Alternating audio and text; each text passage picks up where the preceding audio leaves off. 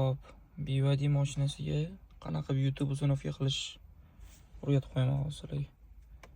Tekin hech qanaqa garantiyalarni buzmaydi. Chista mana BYD ni o'zidan qilsa bo'ladi bu narsani. Mana bitta mana приложениялар ko'ryapsizlar mana. O'zini встроенный приложениялар. O'tasizlar bu yoqqa. Mana BYD Store degan anaqa bor. BYD ni do'koni tipi Play Market, App Store ga o'xshagan narsa. Kirasizlar bu yerga. Bu yerga kirganingizda sizlarda ikkita anaqa turadi. Brauzer turadi и karaoke turadi. Ikkinchi приложение. Mana shu brauzer usunovka qilasizlar. Usunovka qilinganmanda sizlarda endi usunovka qilib skachat qilib olasizlar. Wi-Fi ga ulangan bo'lish kerak, yoki sizlarning o'zingizlarning точка доступиga ulangan bo'lish kerak. Bu narsa.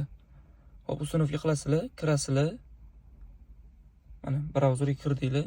Tepadan YouTube bemalol ochib, любой xohlasanglar YouTube, xohlasanglar kino ko'rsanglar bo'ladi, любой o'zingizning saytingizlarni kirib.